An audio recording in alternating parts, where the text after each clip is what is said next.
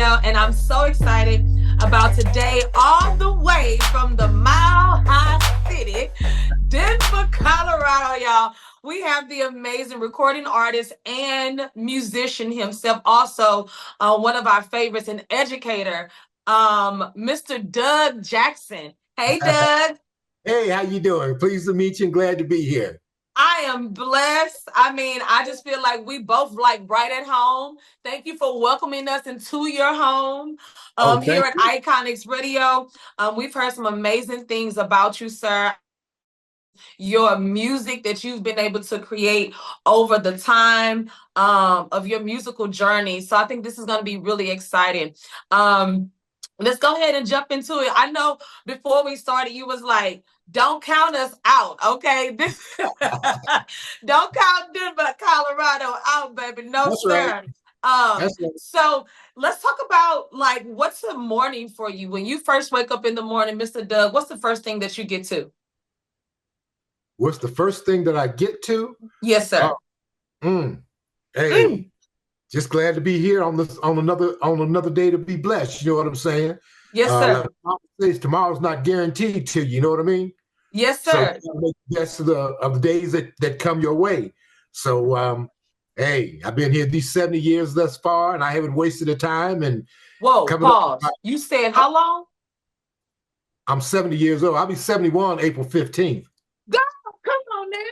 Now I ain't no spring chicken myself. I'm a little sprung, I'm a little bit, but Mr. Doug, you look amazing. Oh, the music keeps you young. Say it again.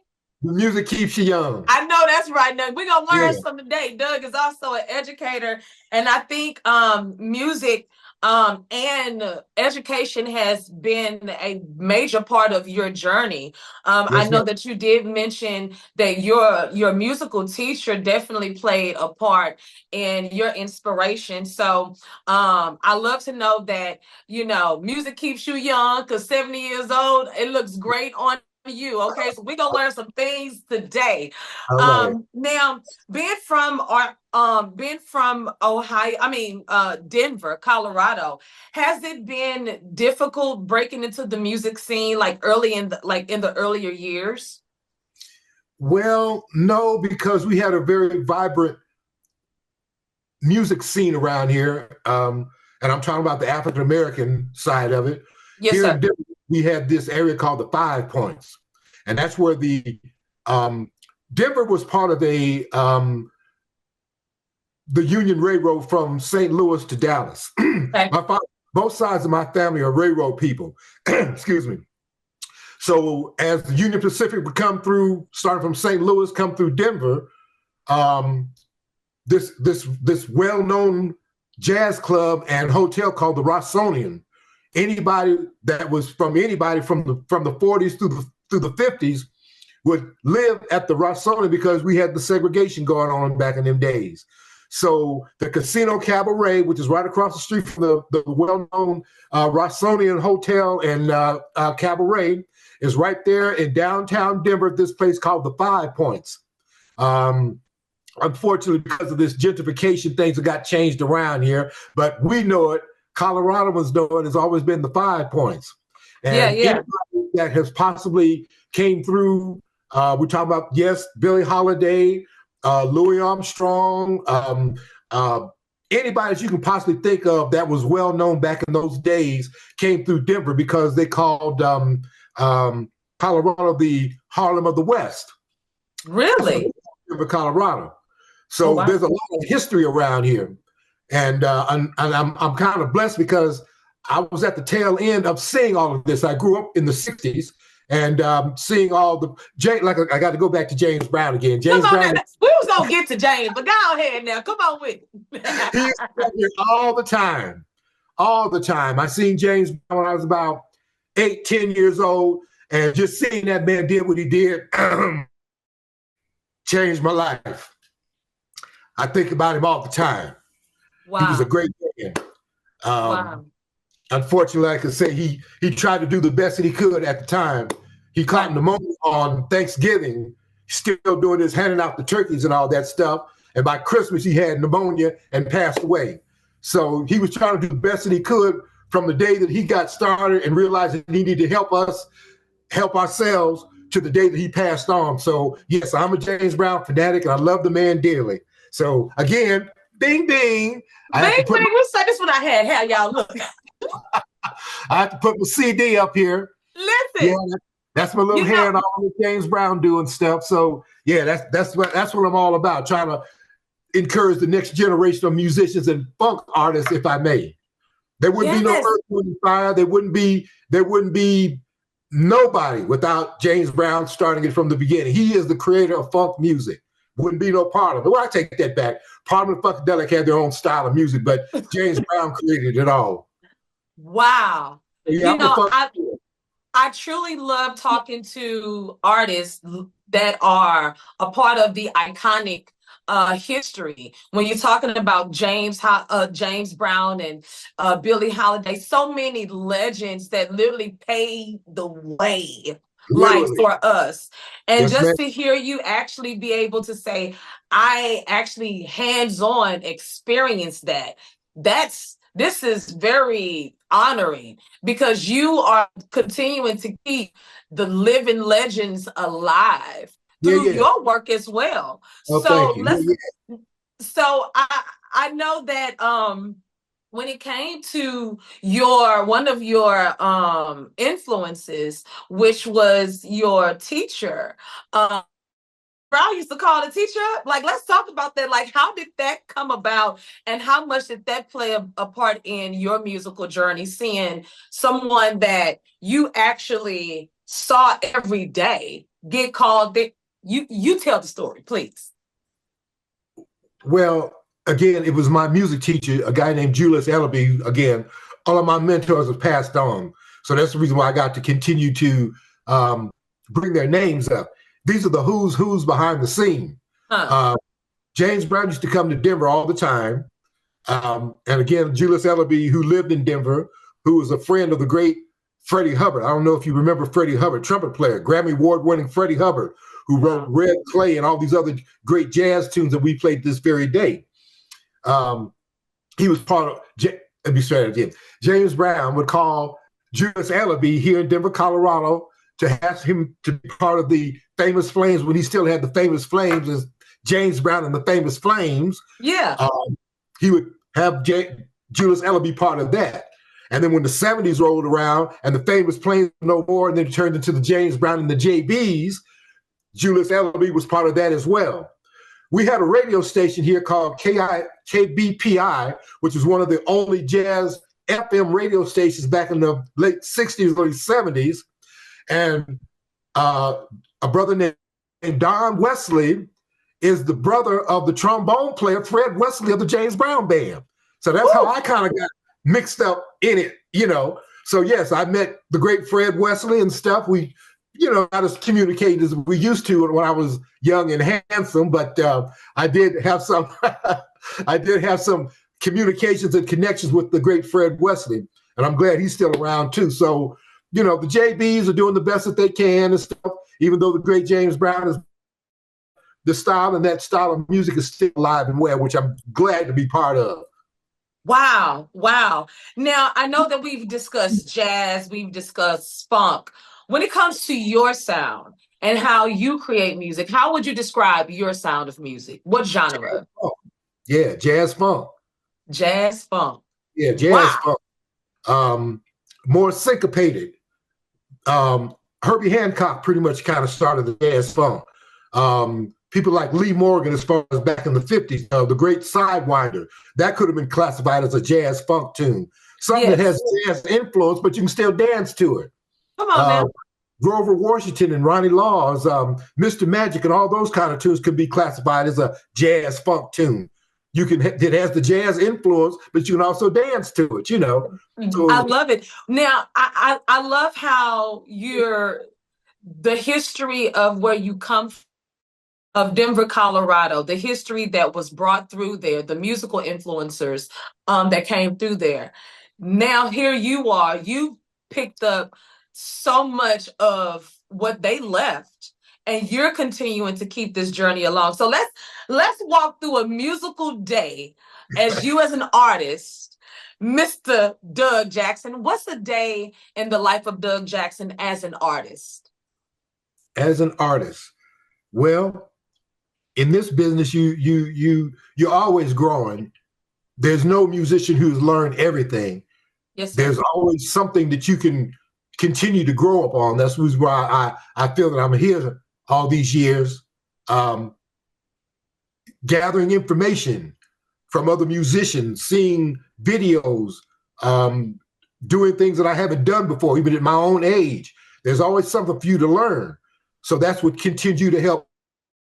And the more you grow, the longer you live, you know? That's right. What's the word? You want to continue to move forward with this music. The music is always evolving. It's not just this, but you have to start somewhere.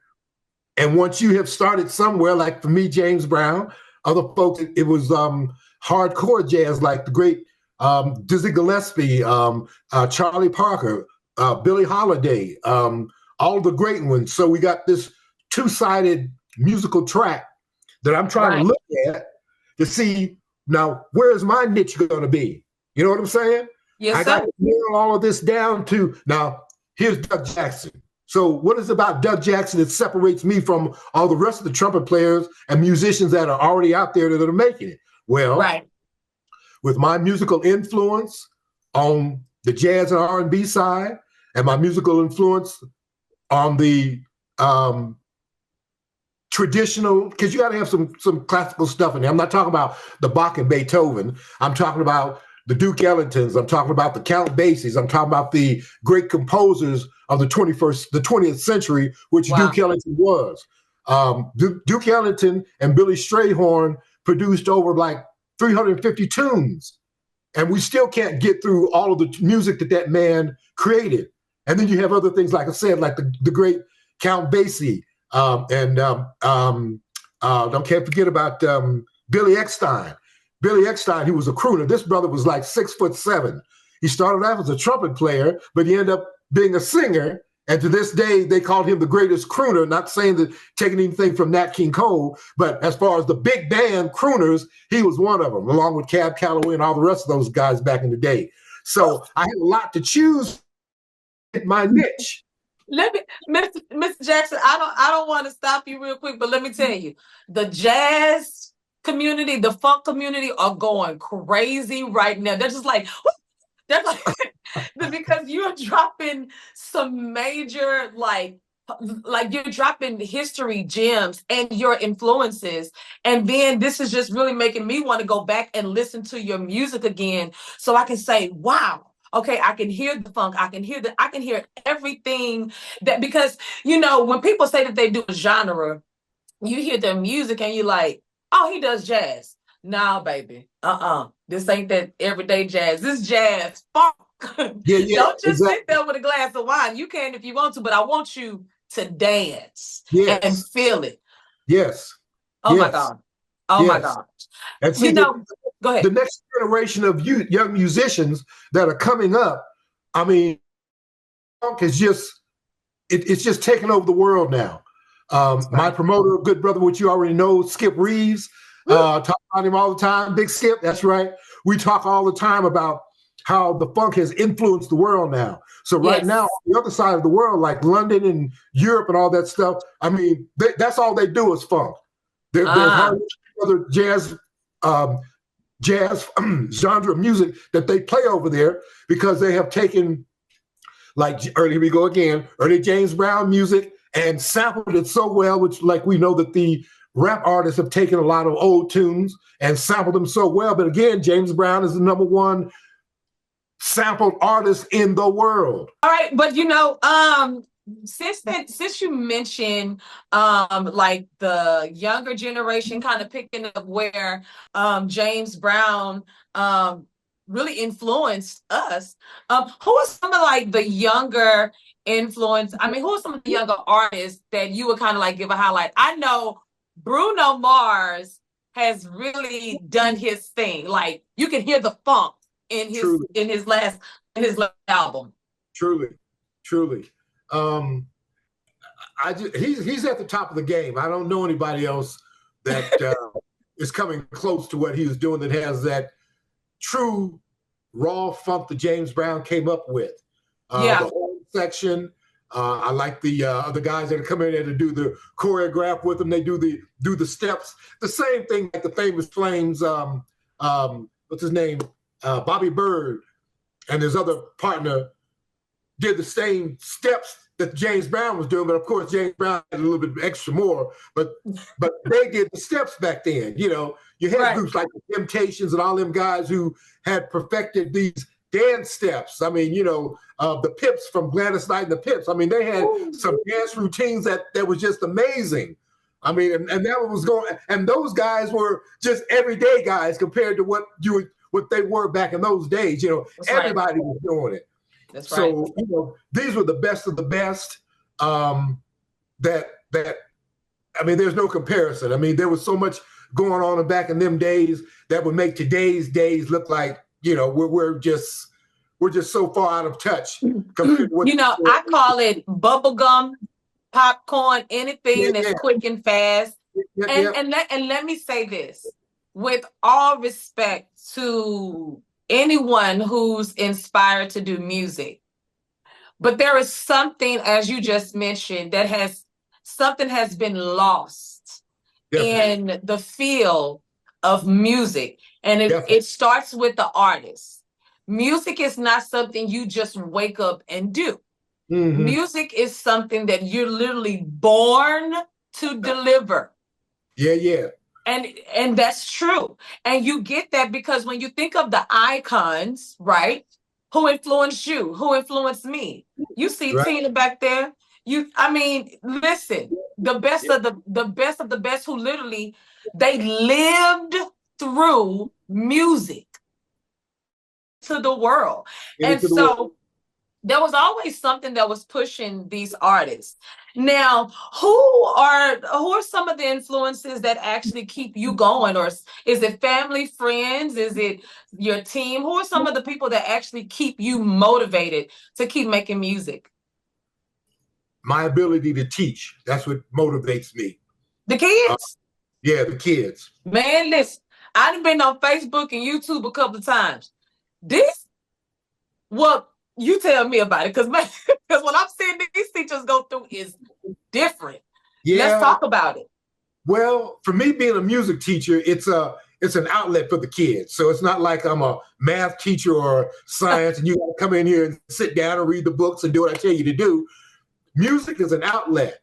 Wow. It frees up the soul as much as the mind. And when the kids leave a music class, they go and do so much better than their other, because both sides of the brain is working, and that frees up everything. You're not stressed out. You're not intense and everything. And when somebody like me, which I'm glad to be an educator, help open up the door for you to see other spectrums of what Quincy Jones and Michael Jackson is a perfect example. Yes. Michael Jackson had the idea, but the knowledge that Quincy Jones had took his little bitty idea and made it like this. Yes. That's what this is all about. Wow. If Michael Jackson lived long enough that his son or whoever that he could have mentored took something that he did and did it like this. Same thing as well. James Brown, here we go back again. James Brown, Michael Jackson, Joe Jackson, watching James Brown all of his life, watching his son look at James Brown. Remember there was some Michael Jackson doing the James Brown at 6 years old. So, I mean, you know, the influence was already there. Joe Jackson, regardless of what you want to think about the man, cultivated and made sure that what those children blossomed into turned out to be phenomenal that we are now even experiencing to this very day. To this very day. We're still in the Michael Jackson era. I'm not taking anything away from Prince, but we're in a Michael Jackson era because he has been doing this stuff since age 6. Yeah. I was a teacher's aide back in the 60s, and ABC and Tweedledee and all those tunes that those kids learned back then are now the parents and some of them grandparents of those children that we listen to and see to this very day. So that influence Michael Jackson's had. This is a century of Michael Jackson influence. And now that Prince has passed on, now we're going to have some influence of what Prince has been. But Prince was more of a musician, and he understood music compared to Michael Jackson taking sound and what he felt inside of his heart and putting it in the forefront or manifesting what he felt in his heart. Right. And that made him so great. But when you have somebody that can take, this is just a dream of those two as a musician and an entertainer, there's only one person, in my opinion, that succeeded that, and that's the great Sammy Davis Jr. People keep forgetting about that guy, the Candy Man. He was the 21st century Michael. He was the 21st century Michael Jackson. But Sammy Davis Jr. could sing, dance, stage, and the Rat Pack wouldn't be nothing without Sammy Davis Jr. And Frank Sinatra loved Sammy Davis Jr. more than Listen, I want to back up a little bit because I need you to know. I believe this is my first time. I believe this is my very first time. I'm not sure, but I've gotten a chance to do a lot of interviews. Oh my God, like over 100, okay, or more, obviously more. But I believe, if I'm not mistaken, you are the first musical teacher we've ever had on Iconix Radio. And I just want to tell you, I love you. Love you too. My very first push outside of church was my 4th grade musical teacher, Beverly Bedford. And Miss Bedford, baby, she had a ruler. She didn't have to use it but she called it Batman. Yeah. And Miss Bedford was so powerful. She had a little short jerry curl. She wore glasses, and she always would have that long dress that went all the way down to her ankles, but it would flow. Yes, ma'am. And when I tell you, this lady, she saw something in me, and I didn't know that I would really pursue music full force. But I remember Beverly Bedford. I would tell all my teachers, I need to go to the bathroom, and I would go to Miss Bedford class. I would find any reason. She would get other teachers passes to get me out of class. Wonderful. And that literally followed me from elementary on into high school, where I knew that my gift, it lied in music. And Miss Bedford sparked that outside church. You know, my grandmother, I was like, sing that little Amazing Grace song I like. You know, it was always that. But when I got outside of the house, and I grew up in the hood, when I got outside of the house and I went to school, Beverly Bedford, my elementary music teacher, the first person that saw something in me. Until this day, I still grace stages and do what I love to do. But I want to say thank you, because you are absolutely right. I ain't want to ask what subject did you teach. So I'm so glad you said music. Thank you so much. And your children, I call them your children that you see every day, that you've dedicated your life to, they are truly blessed. And I hope that they watch this to see how powerful and how much history you really got. Okay, y'all better listen to Mr. Jackson. Okay, y'all better be sneaking to Mr. Jackson class, period, and getting your life together. Okay, there we go. Thank you. Yeah. So back to the interview. There was a little sidebar. Now, when you're performing, what do you expect for artists or people to actually take from your performances? Oh, just pretty much the style. You can say a lot with people think trumpet players and saxophone, you got like jazz musicians, you got to play a whole bunch of notes. Right. Miles Davis came up with this thing called cool jazz, where less is more. Oh. So you have to play as many notes to get your point across. Right. I'm a virtuoso to a certain degree, but I'm not a technician.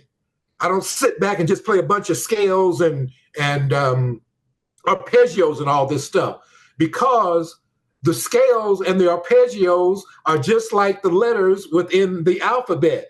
You take the letters and make words, and words turn into sentences. The scales are the same thing. The scales are just a way for you to explain something. The scales can tell you that the sky is blue, the water is wet, grass is green. You can hear all of that if people are playing the right type of scales to let you know that this is what I'm trying to describe. Right. Let's take the jazz tune, A Night in Tunisia, which is in Cairo, Egypt. If you've never been in Cairo, Egypt, or don't know what a night in Tunisia would be, how would you describe that? Right. You can't use verbal. You have to try to figure out how to play the right scale to give you the idea that it's hot and humid over there. It's a sandy place. And over in this nightclub, they're having a swinging good time because it is one of these nights in Tunisia that everybody in the whole area can relate to and remember. There are certain outlets that they go to let their hair down. And I'm bringing that up to bring up about another great trumpet player, which is the great Dizzy Gillespie. He's the one, Dizzy Gillespie and Charlie Parker, the one who wrote A Night in Tunisia. People need to go and listen to that. But the way that they explain the tune just by playing the notes tells you everything you need to know about a night in Tunisia. So music is a universal thing. If you just listen to what people are trying to say to you through music, you can understand what they're talking about. Like I say, the sky's blue and the grass is green and water is wet and all this stuff is already there. Listen to what they're trying to say. There's scale that will cover all of those elements that you're trying to explain what the song is about. So if the song is about Mary Had a Little Lamb, you expect it to be about something soft and gentle about Mary with the lamb and stuff. You don't expect the lamb to be with fangs or anything, you know. Right. Please don't, because that's gonna mess up the whole vibe. Yeah. I love the way that you're putting everything together and you're actually educating us like what to listen for when we're listening to jazz, and as well as your music. Speaking of your music, what's new? What are you working on? What can people look forward to coming from the amazing Mr. Doug Jackson? Well, I just finished a kind of a part 2 of Stowaway. It's called The Bell. And what Stowaway is all about is about a musician that got abducted by aliens, all right? That's how this thing came about, all right? He stows away on the mothership, which is the great ship that's supposed to be circling the universe or whatever it is. Anyway, the aliens show him things that he'd never seen before. Part of the lyrics are that I flew through space and time in and out of the black hole. And you know that nothing comes out of the black hole. That's just, you know, that's the power that we have within the so-called alien evolution, if you can get into that, all right? Yeah. We're talking about all this stuff all the time. You see that the United States Air Force and Navy have tracked UFOs right here on this planet in our daytime, so in our lifetime. We ain't the only ones here, y'all. I promise. Come on, you're saying. Yeah, you're fool to think that. Got created. So after being exposed on the mothership, they showed me things. I said it. They showed me things that I've never seen before. Wow. The creation of the pyramids, to observe the first people upon the planet and see what has been done before anybody else decide to duplicate what has already been done. Trust me. Right. What's already been done that you think is new today? No. It's just a refabrication of what's already been done. So that's what for me makes the music enhance more. There's always more creativity and more layers that you can pile on top of that. Again, you know, jazz, James Brown, whatever it is, So now you add your on top of it. And this is what part 2 is coming back with, right? Your part 2 you're working on. Yeah. Part 2 of Stowaway on the Mothership, the vamp. The vamp. The vamp. So now, it's just now, after you've seen all of these things, it's now taken to the next phase. So the next phase is you ride on the vamp or ride on the crest of the wave. You know what I'm saying? Yeah. So the next phase that you're trying to get to, because everything is a level up experience. You know what I'm saying? Mm-hmm. You're always trying to level up your vibrations. We're getting deep now.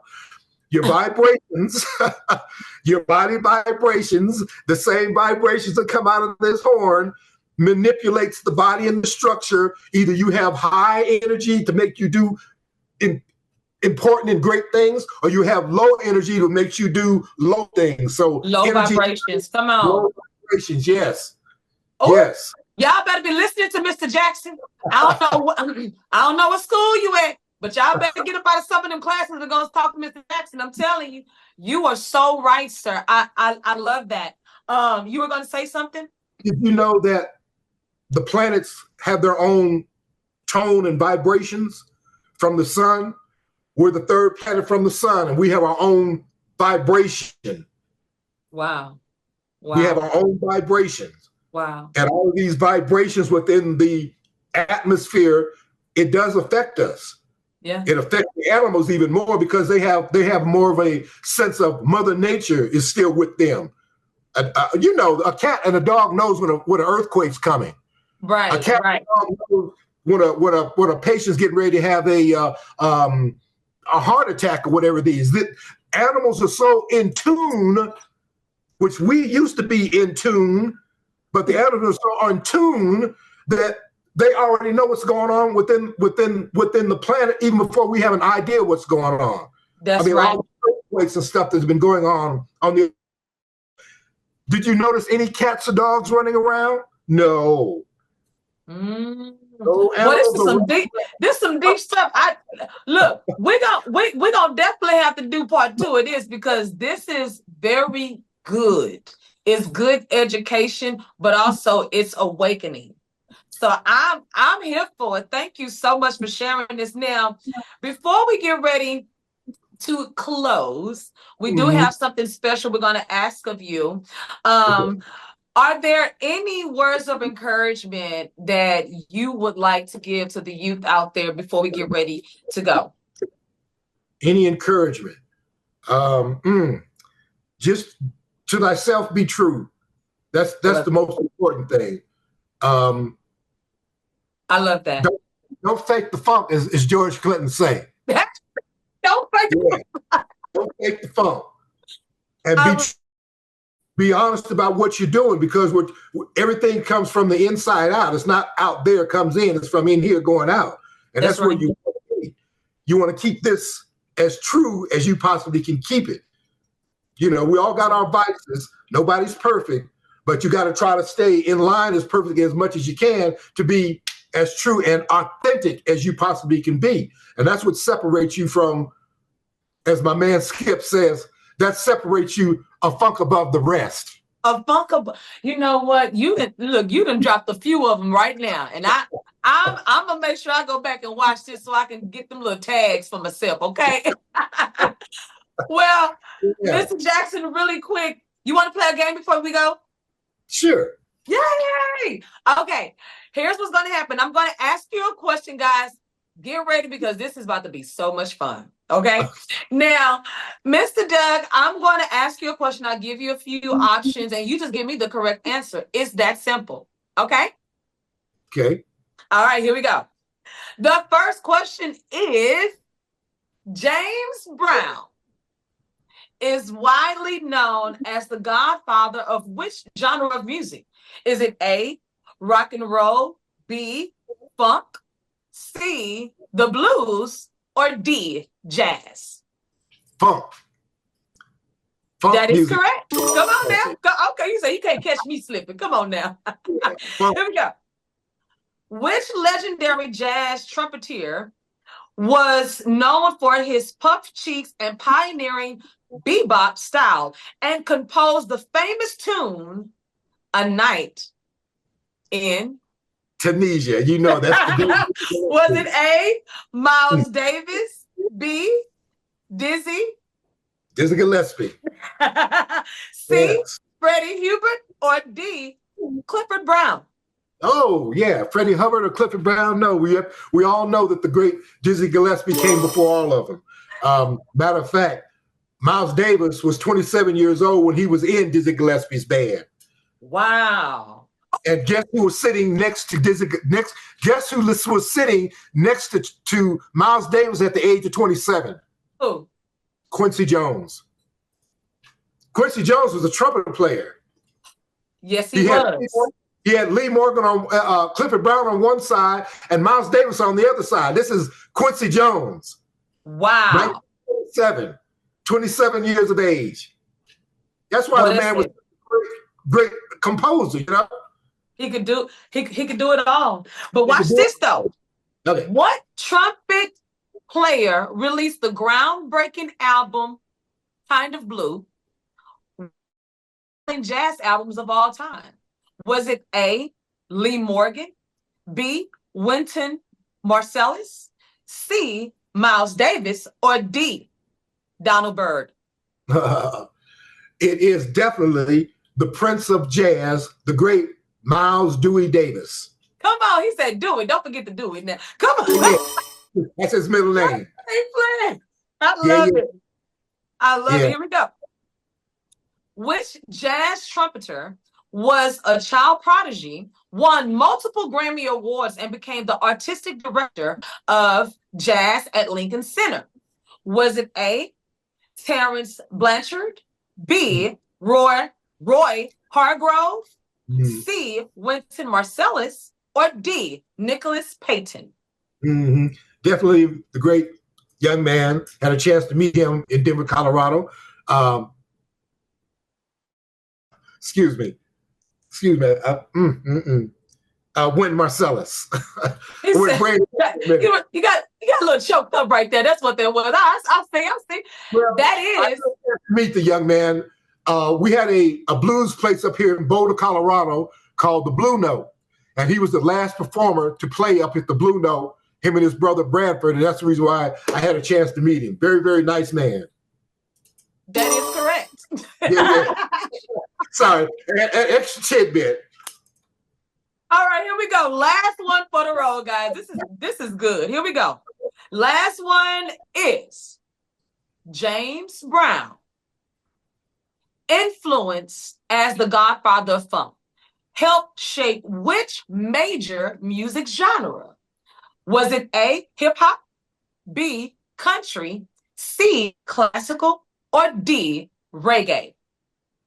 Definitely hip hop. Definitely. Like I said, James Brown is the most re-recorded voice ever. There's no one's voice has been re-recorded in any different music, advertisements, commercials, even the ow is in there. Yeah, all of that's in there. All of that is all James Brown.